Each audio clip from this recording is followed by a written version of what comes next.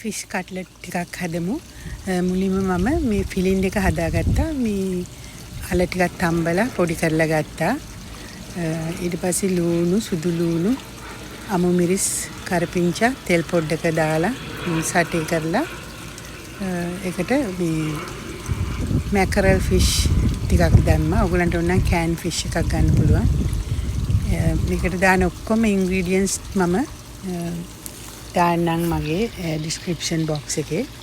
ඊට පස්සේ අර ලුණු ටික රන්වන් පාට වෙනකොට අර සැමන් හෝ මැකරල් දාලා ඒක හොඳට පොඩ්ඩක් මෙයා කරගෙන බැදගෙන ඒකට ගම්මිරිස් කුඩු කෑලි මිරිස් ටිකක් එහෙම දාලා ඒක මෙයා හරි ගසගෙන ඊට පස්සේ අර අල ටික පොඩි කරපු එක දාලා පැප්‍රිකා ටිකක් දානවා ටිකක් පාට වෙන්න. ඊට පස්සේ ඒක අර හොඳට මේ මික්ස් කරගන්නවා. ඊට පස්සේ දෙහි චුට්ටකුත් දාන්න. ඊට පස්සේ බැටර් එක හදා ගන්නවා. මම බිත්තර දෙකකට පිටි ටිකක් දාලා ලුණු චුට්ටක් දාලා හොඳට මේක මික්ස් කරගන්නවා. බිත්තර දාපුවම හොඳට ක්‍රිස්පි ගතියට එනවා කට්ලට් එක. දැන් බැටර් එක රෙඩි.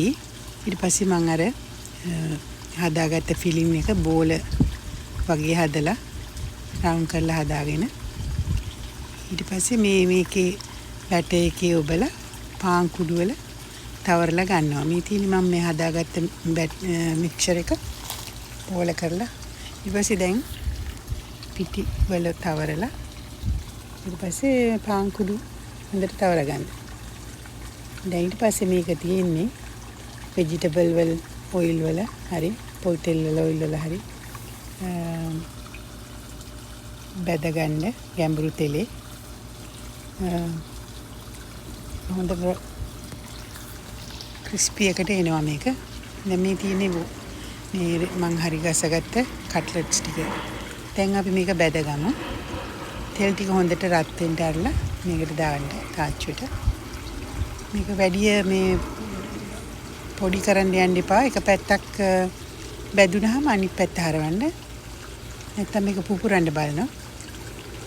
මේක හරි රසයි. කරුණාකරලා මගේ channel එක subscribe කරන්න. ඔයගොල්ලෝ මගේ videos වලට කැමති නම් thank you. දැන් මේක හොඳ රන්වන් පාට වුණාම මේක බාගෙන මේ paper towel එකක් උඩට දාගන්න තෙල් ගතිය යන්න. බලන්න මේක හරි ලස්සන එනවා. මම මේක බදින්නේ එළියේ. මොකද මම කැමති නැහැ ගේ ඇතුලේ මේ සැමන් කට්ලට් බදින ගඳ එනවට. ෆිෂ් කට්ලට් එළියට හරි සනීපයි. හොඳ සුළඟකුත් එනවා.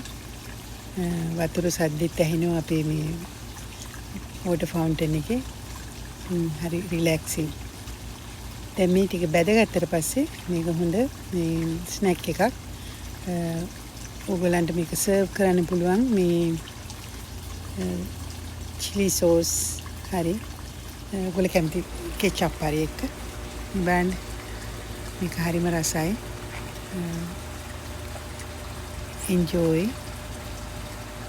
මේ මගේ වීඩියෝ එක බලුවට ස්තුතියි.